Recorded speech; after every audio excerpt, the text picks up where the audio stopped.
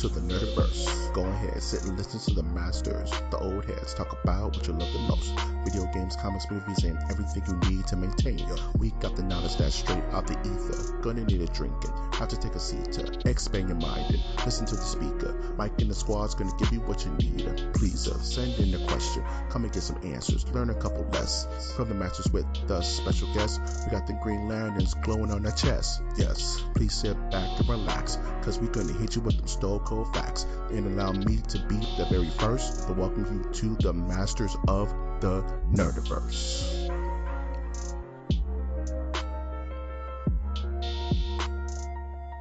Welcome to Masters of the Nerdiverse, where we always have such sights to show you. You can always find this awesome podcast on iTunes, Stitcher, Spreaker, SoundCloud, YouTube, and iHeartRadio. As always, I'm your host, Mike G, and with me as always is my awesome co-host, Waka Waka. As you remain, Fozzie Bear. Uh-huh. You are the Fozziest of Bears. Winter Sturtevant. How you doing, man?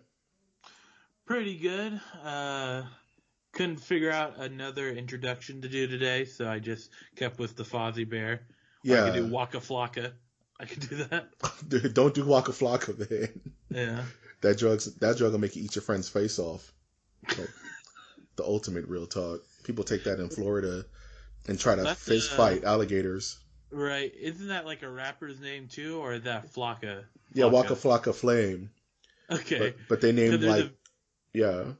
There's a video of like this girl, we'll just say is drunk, going up to him and like going, "Oh my goodness," and then starts twerking in front of him. And he looks like he has no idea what's going on. Yeah. I think that's that meme where he just look around like, what am I supposed to do? Right. Like, Winter, do you be having girls like running up to you and just start twerking out of nowhere? And you're just like, smack him. I get out of my way. I said, get out of my way, man. Yeah, I don't got time for that. Yeah, I gotta get to Del Taco, bro. I'm tripping. It's a $5 deal at Subway. It's only for 24 more seconds. Yes. I want there to be a speed movie where Keanu Reeves has to rush to get like a Subway, a $5 footlong, and he totally almost doesn't make it. I see what you get. That's what I want. This is what I desire. It could be Speed 3, The Chase for Jared. Oh, I think enough cats in prison are chasing Jared right now. So, so hopefully that's a movie on to itself. Oh man, that's gonna be like an HBO or Lifetime movie. I know they could do one on Rick Paterno. If they could do one on Joe Paterno, they can do one on frickin' Jared, the Subway guy. Frank Caliendo. He's fat enough to, or like he can play it, or like Kevin James from King of Queens. Dude, I want Caliendo to win an Oscar for his brave portrayal of Jared. That's disturbing. Oh, this podcast is off to a rollicking good start, talking about these creepazoids. Oh man, speaking of starting, did you have a week, my good sir?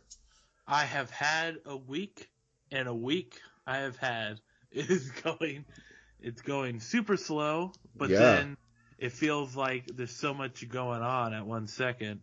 Like today, I had like a whole list of things to do, but then I had certain youth come in. They just wanted to talk.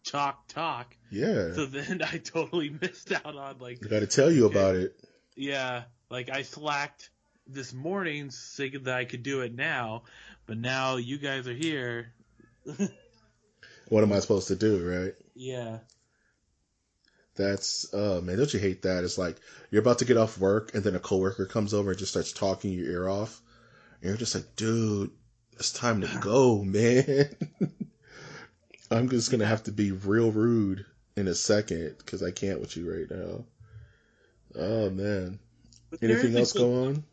Yeah, I did watch a movie that I did want to give I'm not going to do a full-length review. I'm just going to give you what I normally do, just to give the audience an idea, is that I have 3 options for a movie. There's the top of the list, which is buy it on Blu-ray. Okay. Blu-ray worthy. Then there's middle, which is stream worthy. And then there's the lowest of the low is $5 Walmart bin. Damn. Yes. Straight up. And I just watched The Polka King on Netflix with Jack Black. And I would give that a stream worthy, just right in the middle. Oh, okay. What's that about? I'm not familiar with that film. So Polka King is based on a true story of a polka musician, James Yuan or someone, whatever his name is, who kind of did a Ponzi scheme of older people investing in his company. Oh, okay. It's just like detail that whole thing, and about how he went to prison and how he got stabbed in prison, and now he's back out on the streets and like totally repentant of his crime, saying that he's going to pay everyone back, but it's like you're not making any money, so you can say whatever you want. Right. Yeah. And that's like, I showed you that video of the polka rap. Oh yeah, that kind of. Yeah. Yeah, I haven't seen it fully myself, the polka rap video. Yeah, I did a slow burn cringe at my desk at work, and I just was like, I can't. Yeah. I can't. I was like, cultural appropriation at its finest. Oh, yeah. It's like the Super Bowl shuffle. It's just like, not meant for human consumption. Yeah, but besides that, my week has been A-okay. A-okay. Okay. You gotta say it like Jean-Claude Van Damme. Okay. You say it just like that. I have too watched a film, and I will use your similar rating template. So this week, also on Netflix, I watched Godzilla: Planet of the Monsters, which is the Godzilla anime that just came out.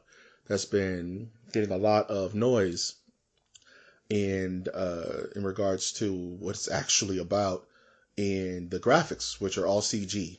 And I'm not really a big fan of CG graphics in anime, but there's moments where it's quite beautiful. Like, they do a really good job on the animation. Now, as like you, I'm not going to go into a full spoiler, detailed breakdown of this movie, but I will give it a $5 Walmart bill. Because, and why I say this, I will say that the animation is great. It looks good. Godzilla is well done. But if you're a Godzilla fan, like, you love Destroy All Monsters and the original Godzilla and the remake and even the Bad Matthew Broderick remake, which I unironically love, this anime is not really about Godzilla. He's just kind of there as a means to an end. You know what I mean? It's not really focused on his lore, or it kind of does what it wants to do. You know what I'm saying? It's kind of like how a movie calls itself Baywatch, but has nothing to do with the original Baywatch cast or storylines. Yeah, similar to Hellraiser 4 or something like that, or where it had like nothing to do with the Cenobites. It was a serial killer pretending to be. You thinking of Hellraiser Hellworld? Yeah. Yeah. I know all those by heart, unfortunately, because I am a Hellraiser kid. I'm a Clive Barker kid. Can I ask you a random question then? Sure. About, Clive Barker, like a few years ago, came out with the something book. What, the Hellbound Heart? Yeah, he said that was the conclusion of the Hellraiser series. Yeah. But then I've heard of a comic book series that came out that is like a continuation from Hellraiser 2. Right. And people are saying the comic book is a lot better than Clive Barker's book that came out.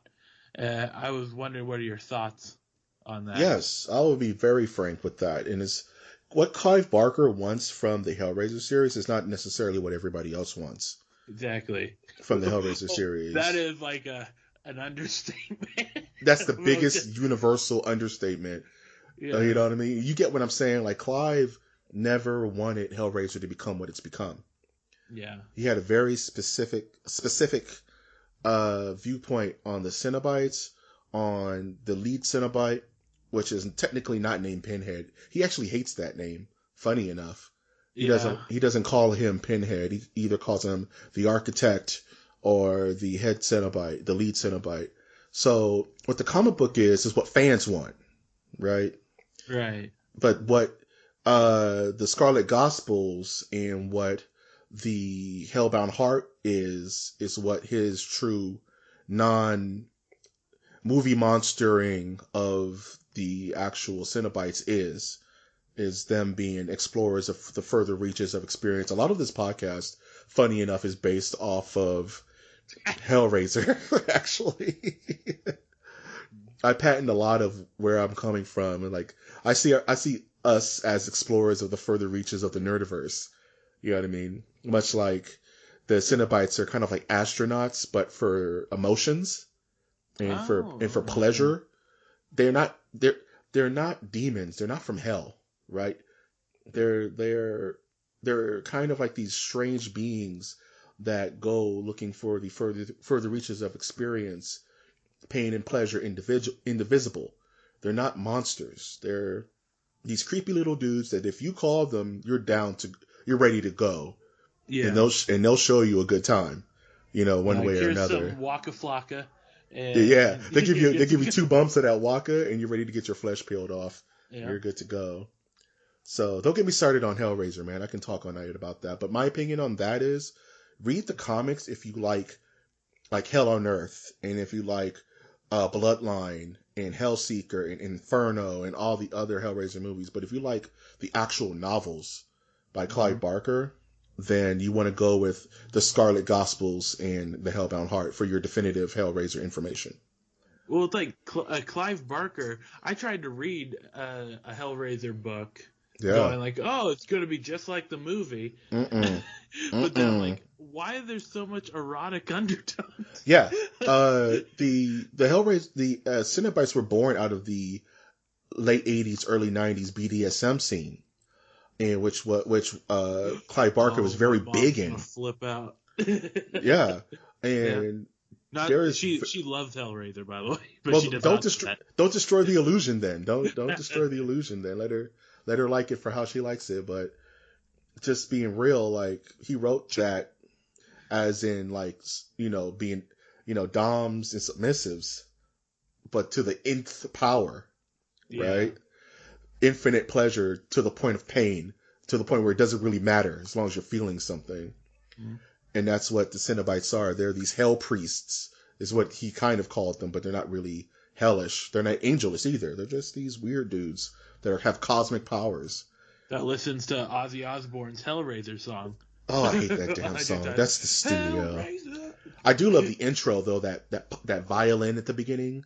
I love the intro to Hellraiser. Like I kind of want a beatsman or someone who produces to make that into an actual beat, like a hip hop beat. I would love to do a track on that. But anywho, Hellraiser remix. Remix. Like 21. No, I'm just kidding.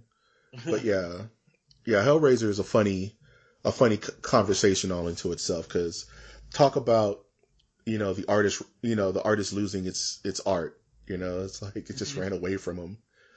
There's nothing he could really do about it, but right what he felt like it really should be. Yeah. Yeah, man. But yeah, don't see Godzilla, Planet of the Monsters if you're a Godzilla fan. You would be kind of let down, and it's just an anime that does what it wants to do. Other than that, I beat Knights of the Old Republic on iOS. I just kind of flew through it. Oh. I love that damn game so much. I was stuck on Darth Malak for like 3 days. If you're not prepared for that fight, and I forgot, that fight could be it's the last boss of the game. And if you don't level your character a certain way, that fight is really hard. Huh? Many hitting a save. I believe they're the save point, and then you just keep reloading that save point. Going, oh, maybe try it again. 50 times this guy strikes you down, knocks you out, gives you, remove saving throws. It's just a pain in the ass, dude. Right. That fight. But I beat it with a light side run, so I'm going to go and redo it and then beat that on a dark side run, and then it'll be out of my system. But I love that game so much. Speaking of video games, this is a good segue into the news. Yeah.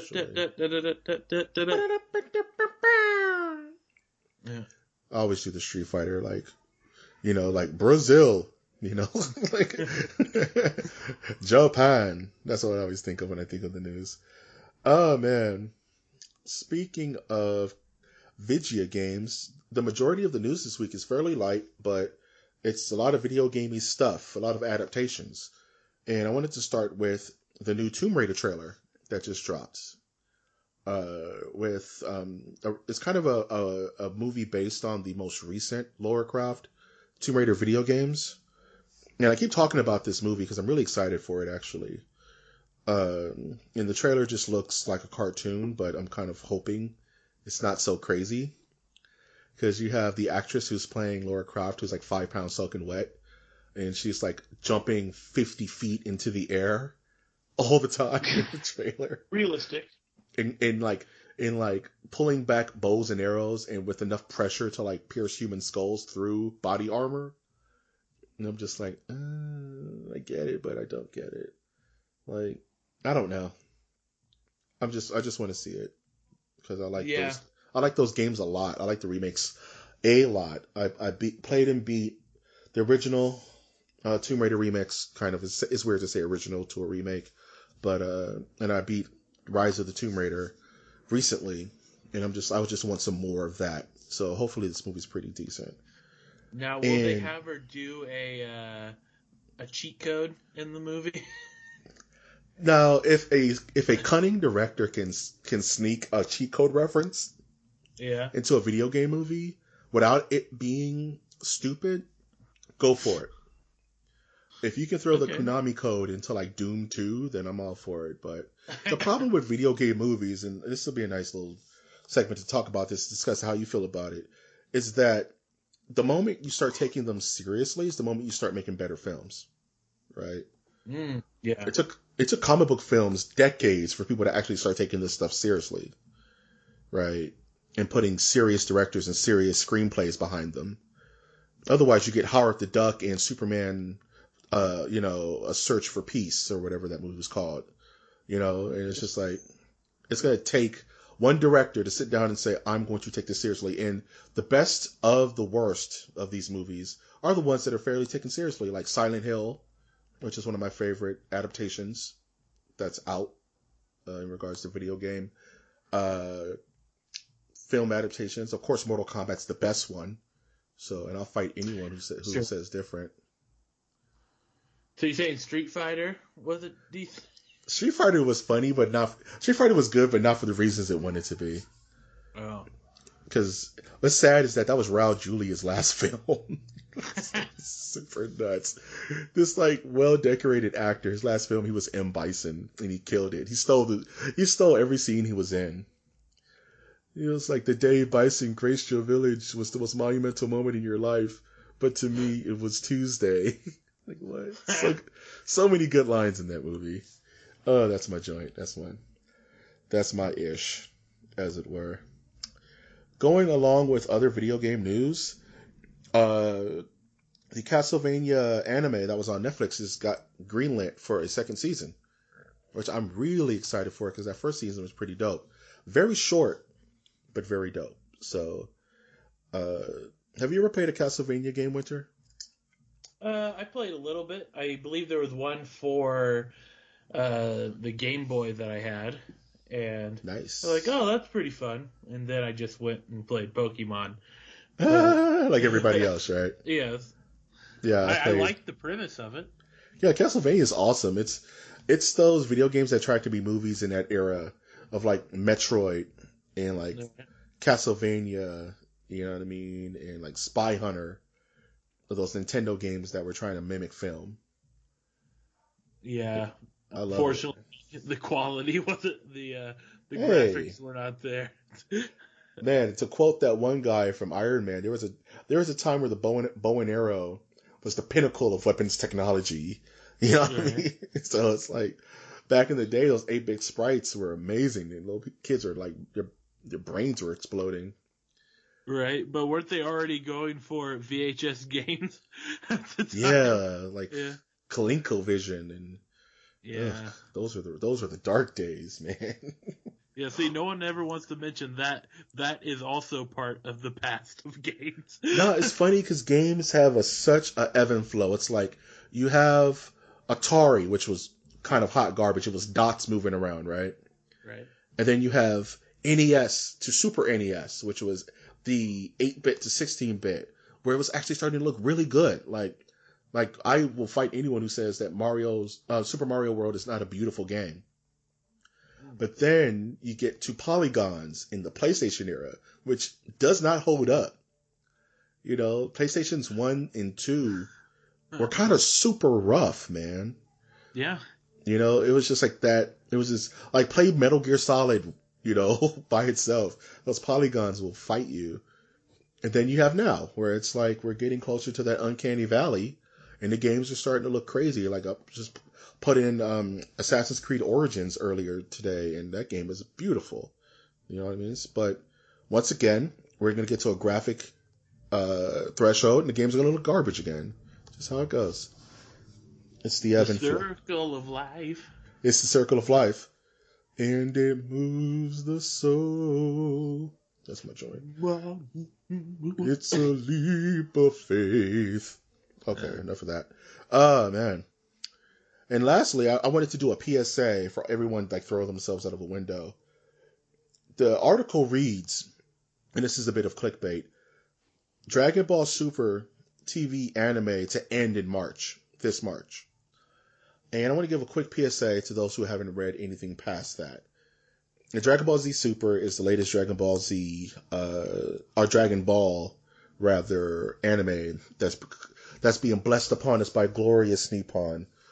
And people are getting the impression that it's actually ending March of this year. And it's not ending. It's not ending. Yeah. It's going on hiatus. Yeah. Keep your shirt on. Keep your shirt on. Relax. Yeah. So what's happening is they want to do another movie, right? They want to do another big Dragon Ball movie. So they're putting the anime on. They're postponing the anime because I guess their budgets are tied together, and so they can't do both. So they're like, we're going to pause the anime to do this movie, and then we're going to jump back into the anime. So everyone relax. Play Dragon Ball Z Fighters until the anime comes back. You'll be fine. Don't believe the hype. It's not going nowhere. It's making them too much weird money for them to just flat out cancel it. You know what I mean? Man, this podcast is going quick, dude. I know. Did you have any news that you wanted to talk about this week? Because the news was real short this week. Let's talk about, have you heard of the game Sea of Thieves that's coming out? Yeah, is that the one done by the guys who did, what was... Okay. Dang it. I know that game. It's kind of like the Communal Pirates game, right? Yeah, it's where any ship that you see on the ocean is supposed to be another player controlling that ship.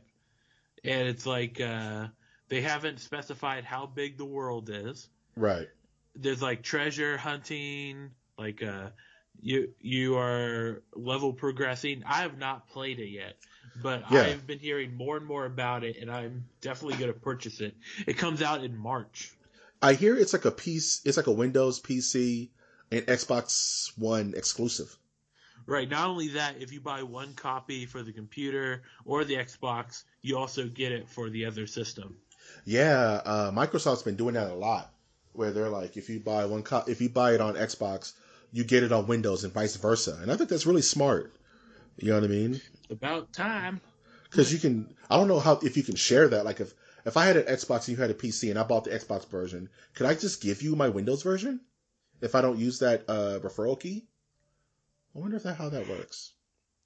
That's interesting.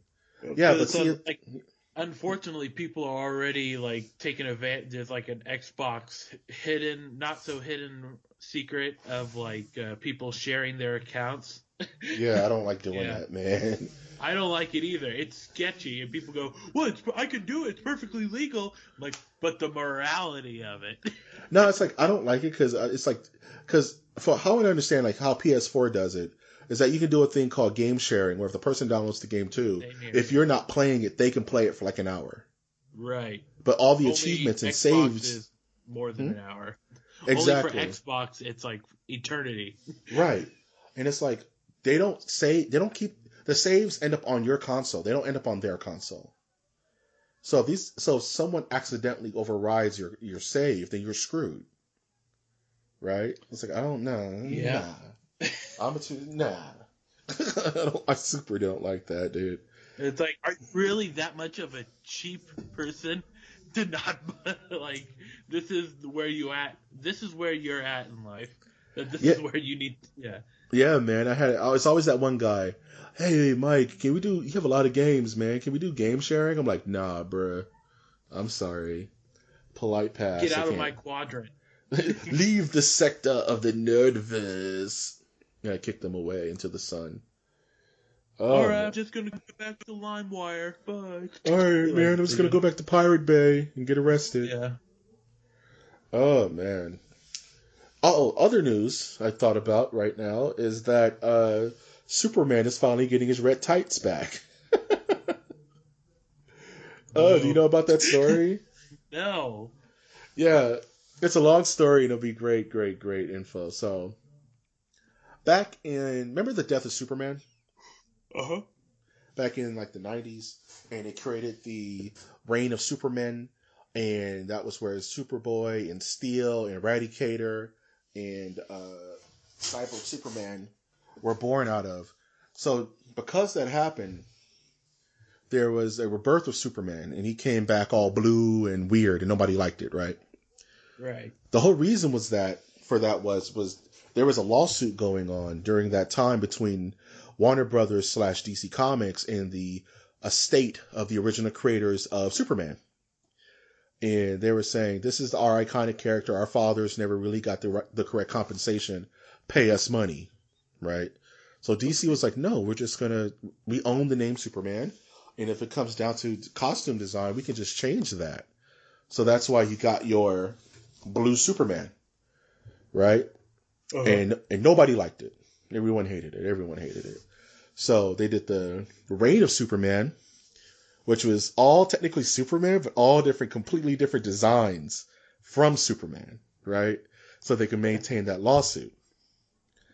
And even when Superman came back, he came back in a black suit with the mullet. And they kept trying to change his appearance just enough so they don't have to pay the family of the original creators, Schuster, and I can't remember the other guy's name. My nerd cred is all gone. But fast forward, Shyster and Charlatan, right? Yes. So fast forward to now, through the 90s, through the 2000s, through New 52, through all that, and Superman hasn't had his tidy whities in a very long time, almost 10 years since the New 52. New 52 is not 10 years old, maybe 6 or 7 years. So now at the 500th anniversary of Action Comics, they're bringing Superman back his little tidy readies, and he's gonna have his official Superman look again, which I think is stupid because that look is outdated. Because it's already been like evolution has already passed the tidy whitey phase of comics. Like even Captain America doesn't wear them anymore, or Wolverine. Nobody wears the tidy whities anymore. It's like it's all a unitard or pants or something. So it's fun and nostalgic, but I'm like, it's a little too late for that. Right. And I just think it looks kind of silly in that regard, man. Oh, man. And other news, I'm actually just spitballing these here, is the DC Comics slate of movies was announced, and it's not looking pretty. They still seem like they kind of don't know what they're doing. You know what I mean? Like, movies like Superman has been announced, of course. The Batman by Matt Reeves. Nightwing has been announced. Of course, they're doing Shazam, which they're calling the anti-DCEU film, which I think is hilarious. What does that even mean?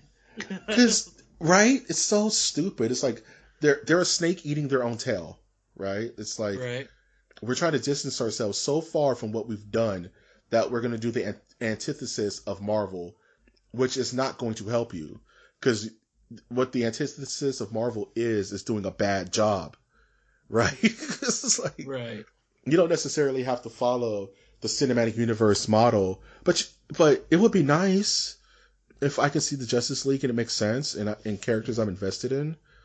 Like they should just, if they're going so off the rails, like first of all the movies that you just mentioned, none of them make me want to go, oh, I'm gonna have to see that. Right. But it's also like, why don't you just go ahead and give Kevin Smith a chance at doing a Superman movie with Nicolas Cage as Superman? And the giant spider. Yeah. It's like, why not? I'm at my wit's end with this thing, dude. I don't care what they do at this point. Yeah. I just want them to get their shit together. Like, I don't mean to be so brash, but just get your shit together, man. Like, you're DC Comics. You're supposed to be the direct competition. You're Burger King, right? You know, right. like you're supposed to have it together a little bit. You're not going to catch up to Marvel, but you can at least try to right the ship. And you're not. And I just don't feel like they're doing that. You know what I mean? I just feel like they're still scrambling. Well, the problem is, like, they are not losing money. So what I've heard, they're still making money from doing all these movies. So there's no real reason for them to stop. Same thing goes with Blumhouse Productions. On another topic, but that's funny you mentioned them. Blumhouse Productions, the guy who spearheaded all those movies, The Conjuring and Insidious and Sinister. James Wan? The director, yes, but the actual CEO, corporate businessman who backed all of those is now running DC Films. Okay. Have fun with that. So, the guy who's done nothing but horror films is now trying to make DC a brighter, sunnier place. They're gonna... Oh, jeez. Because the issue... Well, this is from another podcast I'm listening to. We'll See You in Hell. That's the podcast name. Check listen it out. to them. Yeah. They brought up something that is like blew my mind. Like, of course this is it. That Blumhouse is like... They make all these terrible horror films, and the reason why they do that is because people are still coming to see them. Yeah. Because people are going, Blumhouse Productions, that's what brought The Conjuring. Mm-hmm. And also, Blumhouse is not just horror; they do a bunch of other stuff too. Right. I can't remember what the movies were, but these are like top shelf, like almost Oscar nominated type films, and. So that's one side of Blumhouse Productions. Other side is when they do like The Attic. Don't go into the attic. Don't go into the attic. Oh like, don't go into the basement. That's the sequel. That sort of stuff.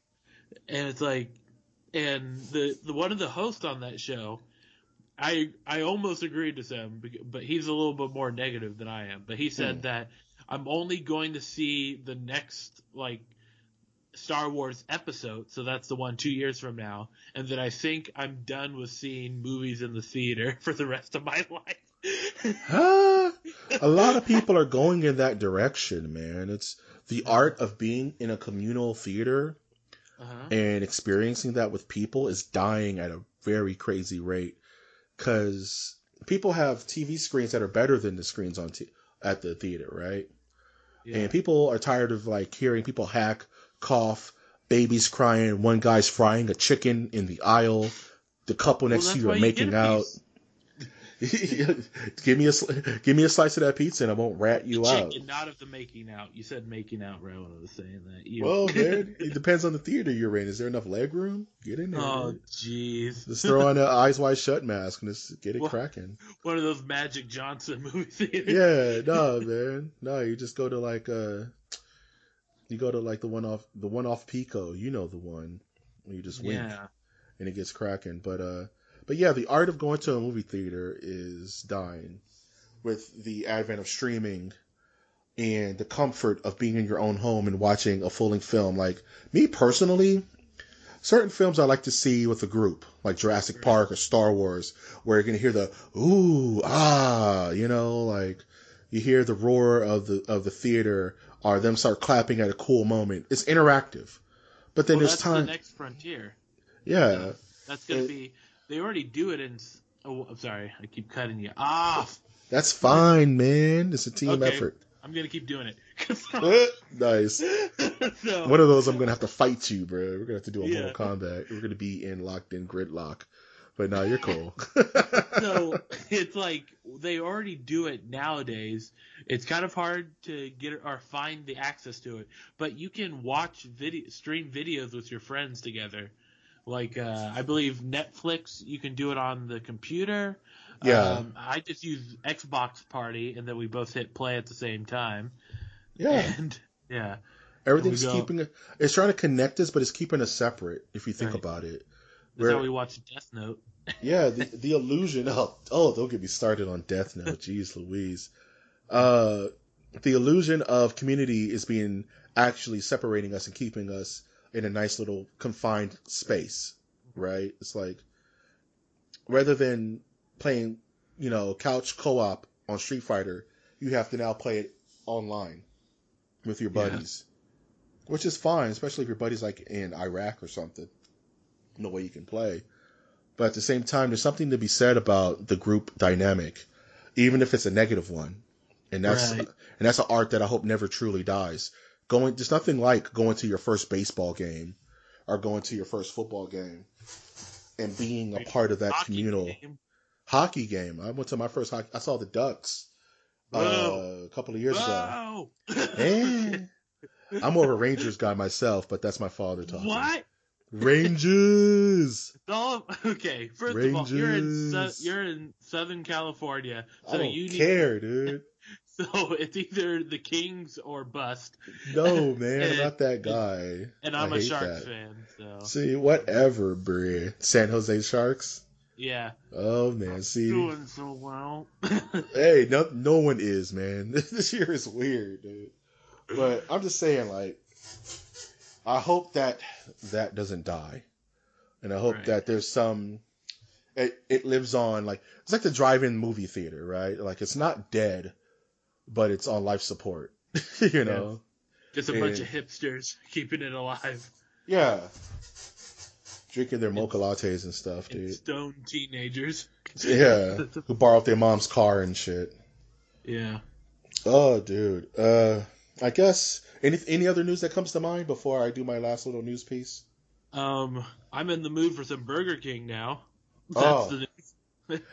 Get your Whopper with cheese. Don't forget the with cheese. There's cheese and there's with cheese, right?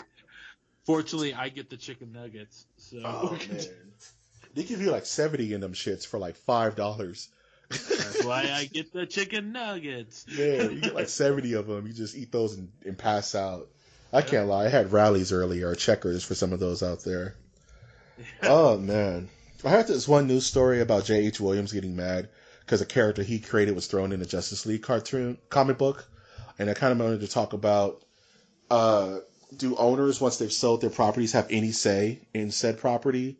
But this guy needs to relax. Yeah, yes and no. Yes and no. Example, Alan Moore. We can move on.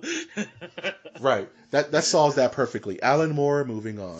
Yes. Right. All right. Oh, man. So let's get into some questions, shall we?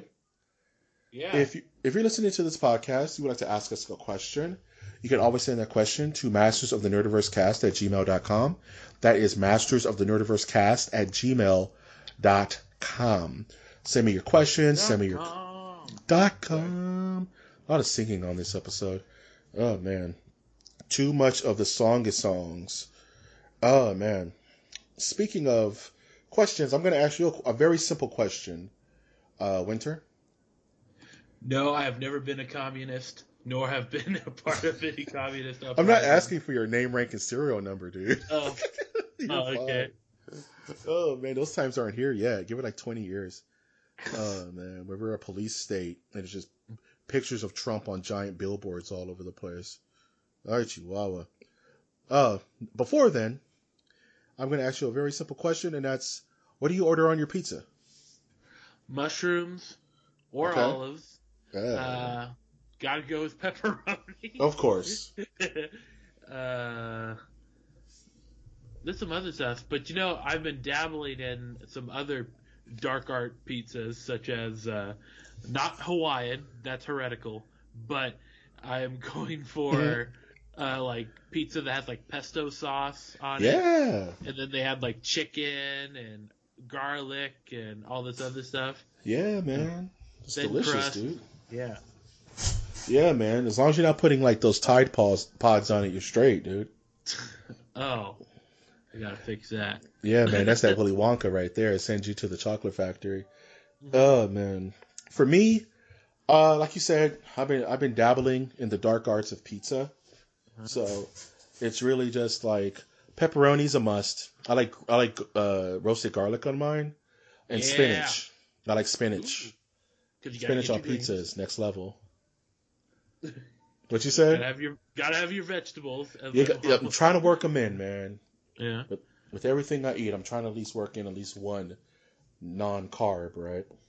Well, by the time, this is what I try to tell people because they know it.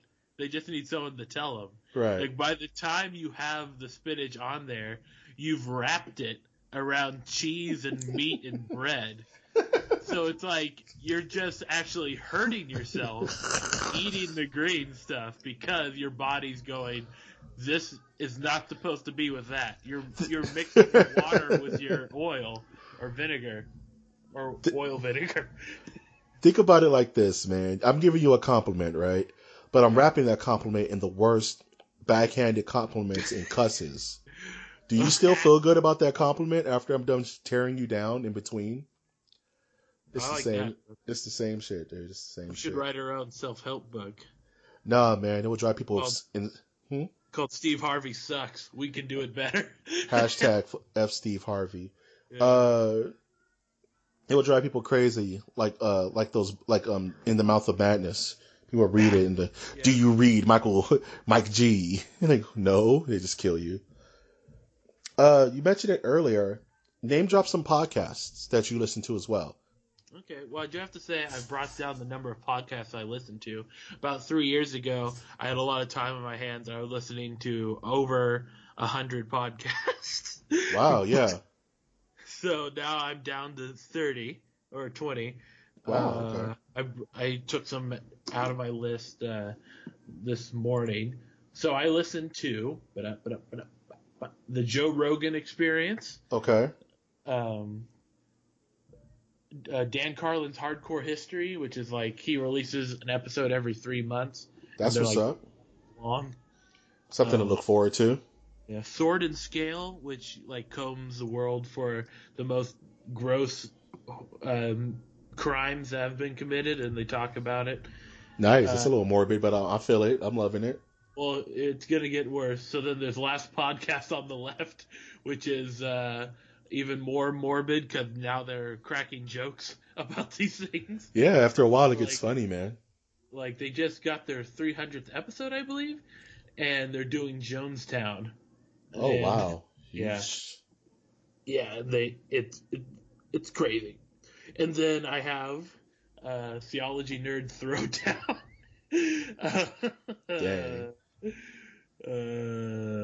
Civics 101. Okay. Yeah. Your podcasts are a lot more highbrow than mine, honestly. They weren't. Geez. It wasn't always this way. Oh, man. If I had to name drop a big inspiration to this show is the Super Best Friend Cast. Those guys are from Canada, and they have their own YouTube channel. They're just really doing it. They've been doing it strong for almost 10 years now. It's Matt, Pat, Wooly from Canada. You'll see a lot of my podcasts in their podcast because I listen to them all the time, and I'm just a big fan. Also, the Giant Bombcast. I listen to that for a lot of my video game news. Also, I listen to Enter the Night Vale, which is a very weird.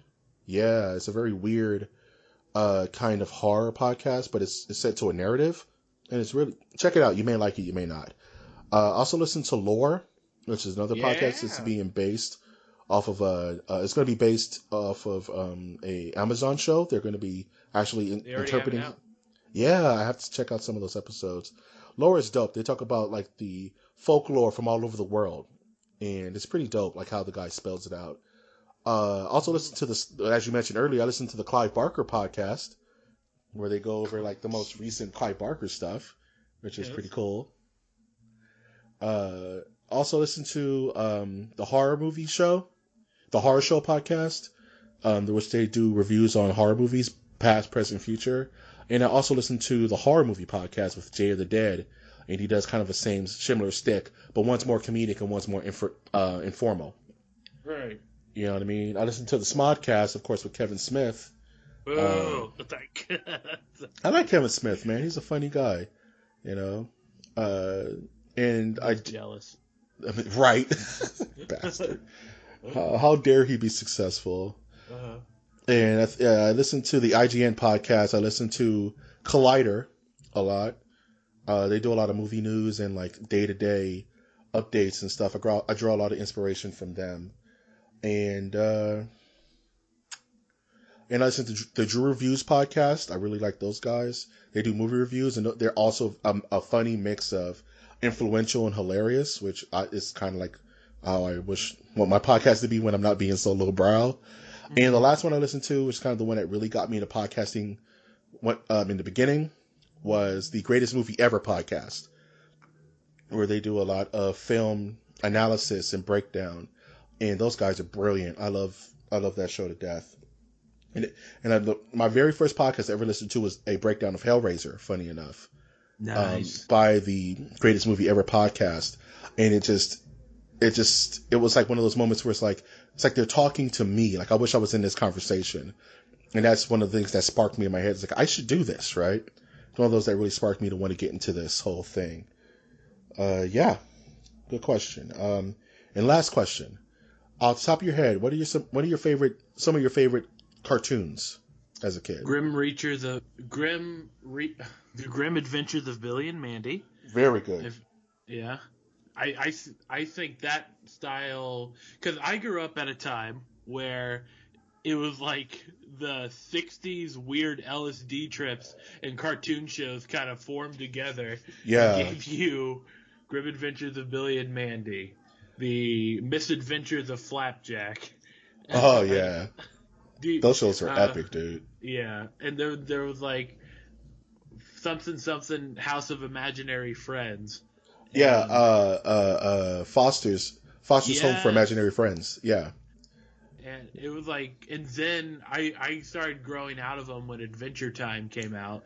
But around the same idea of like, these cartoons are not just for kids, they're for teens high out of their mind. I like cereal.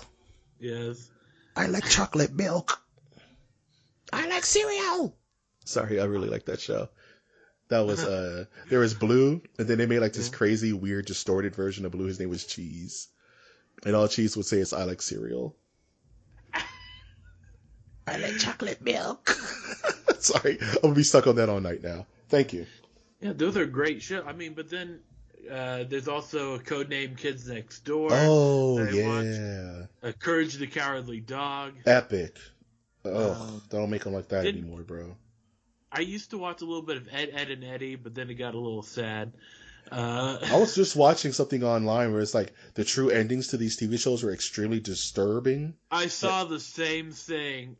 Right? Where it was like the true ending to Ed, and Eddie was that he was actually owed in real life, and that he kept his memories kept slipping in and out, and that he was becoming senile, and that Ed was like, "Oh man, I fell asleep and I had a dream that I was owed," and I was like, "No, this is the dream." And then he slipped back out of it and was like, "I can't go back." I was like, "Oh, that's so depressing." Like, well, see, you saw the ending of that video then of the dinosaurs.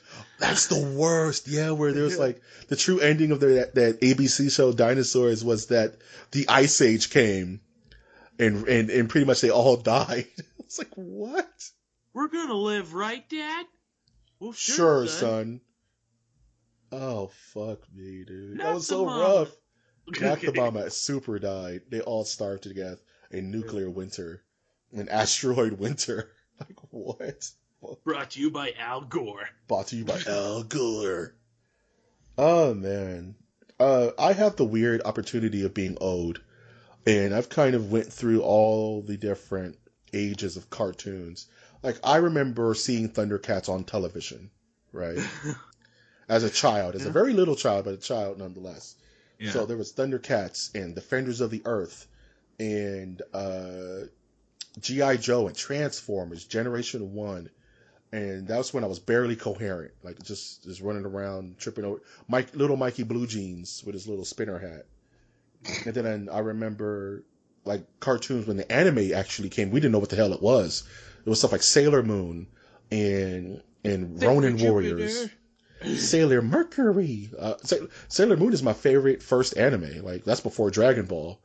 You know what I mean? My sister used to watch it, and I was like, I don't know what's going on here. It's dope. I was like, this is the best animation thing I've ever seen in my life. I would freak out. And then, of course, came the WB movement, or the Fox movement, rather, with Batman the Animated Series. Right. And X-Men animated series, and Bobby's World, and Tasmania.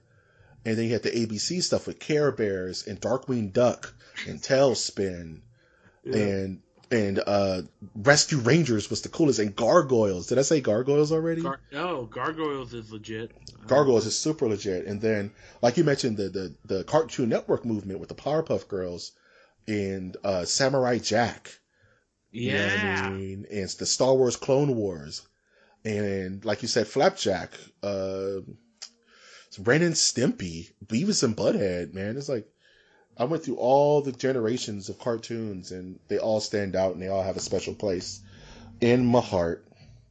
Now, unfortunately, I do think that there's a trend in like children are there's got to be a decrease in children watching children's cartoons because of the ease of access to get to adult cartoons. Like, it freaks me out, like how many like 12 to 13-year-old and under can quote Rick and Morty to me. Yeah, because the problem is that it all blends together. There isn't like there isn't Nick Jr. anymore. You know what I mean? Where you know, for every one Peppa Pig, there's Rick and Morty, Family Guy, and American Dad, right? Which is not for children. So you have 3 or 4. Don't look. The parents aren't looking at what they're watching. And that's the problem, is that the parents leave this stuff on that they're watching, and where's the children next to the parents? So Logan Paul is the creation of you, parents. Oh, Logan Paul. I'm happy that he's getting drugged through the ground. Screw that guy, man. Well, he's saying, like, give me a second chance. Everyone deserves a second chance. No, man. Get out of here, dude. You're banished from the lands. If we were out in space, you'd be jettisoned. You know? Yeah. Like, forget that dude, man. They give you a chance for being a lucky person making dumb videos on YouTube. You had the biggest opportunity on the planet. Like, guys like us, we hope to get that kind of exposure, right? Right. If I woke up and this podcast got 1 million listens or views and like 500,000 followers, I would lose my damn mind. I would just freak out. And I would kiss the ground every day that I lived in that reality. I wouldn't throw it away because I'm like an adolescent asshole. You know what I'm saying? But as they say, age is wasted on the youth. But what can you do? But not to alienate my younger listeners, you guys are great. And I want you to strive to be the best you ever will be and the best you want to be in all of your efforts. Speaking of that, that's a good way to end it, right? In closing, what are you looking forward to this week, Winter? I'm looking forward to a job interview tomorrow. Oh, I'll definitely keep you in my thoughts, man. Thank you. My job that I have now doesn't know about it, so they won't. So this will be fun. So as long as they don't listen to this podcast. Yeah, they barely listen to what I create for them, so it's perfectly. That's totally fine. Perfectly fine. That's cool, man. I'm looking forward to starting up a new segment of this channel this weekend. The streaming, right? Yes, MOTN Plays, where I'm going to be on Twitch, and I'm going to be live streaming Dragon Ball Z Fighters. So I'm extremely excited to get all that cooking and learn how to do it, and invite you all to kind of watch me jump in the chat, just have a conversation. Just don't be weird, don't be racist, and we'll be totally fine. You know what I mean? That's all I ask. I mean, be weird, but don't be creepy. You know? He's asking for it. Oh, jeez, I brought upon the hell now. Yeah. So MOTN Play starts this weekend. Fingers crossed. All of my equipment's almost ready to go. Just a couple more components. And we're going to jump on the Twitch and see what we can get going. So I'm very, very excited to get that started. I kind of want to play Monster Hunter as well on there. But I kind of want to learn how to play the game first before I go and get bodied by like Diabolos or something. You know, man. Other than that, I'm just looking forward. I have a very big show I have to do tomorrow with a special guest. And I'm very nervous, but I'm very excited about it, so I don't want to spoil that. If you're following me on Facebook, you already know what it is and kind of get an idea of what it's going to be, but it's also a new segment of the show that I will be expanding just so I can get more content out to you guys. Any passing thoughts, Winter, before we close this bad boy out? Endeavor to reach for the stars, but realize that the stars are several million miles away. And probably dead. Something else. And probably dead. Yeah. The light you see in the sky is from dead stars that have died light years ago. Go reach for a book instead. Reach for a book, bitch. What the fuck? All these kids these days not reading. You're not reading? You're over here on your television phones? Mm-hmm. What's going on? Oh, man. If you see a falling star and you chase it, don't poke it with a stick, bro. That shit may not agree with you. Here's my rule on falling star shit. Like, I'm going to touch it, right? Because it's a 50-50 chance. It's 50-50 that you get superpowers and I found the Guyver or some shit and I'm in effect. Or it's the Blob and you're going to instantly die. Right? But I'm touching it. Creep show. Exactly. Yeah, you're going to turn into Grass Man. Something like that. Yeah, please. You have to blow your own brains out because now you're Grass Man. You're a Swamp Thing and shit. So I'm going to touch it because I want superpowers. But I know I come with the caveat. I know the caveat of there's a high chance I'm either going to get radiation poisoning and die slowly, or I'm just going to become a goo monster and someone's going to have to put me down. I'm okay with those odds. Because for every Blob in every Creep Show, there's a Green Lantern ring. And I'm putting that shit on. It's time to rock. It's time to rock and roll. Rock like the box. Oh, man. As always, you can find this podcast on iTunes, Stitcher, Spreaker, SoundCloud, YouTube, and iHeartRadio. And I do ask for you to leave a like, a comment, or subscribe because it helps the channel and we love to hear your feedback. On behalf of the Nerdiverse itself, I am, of course, your host, Mike G. And I am your host, Winter Sturtevant.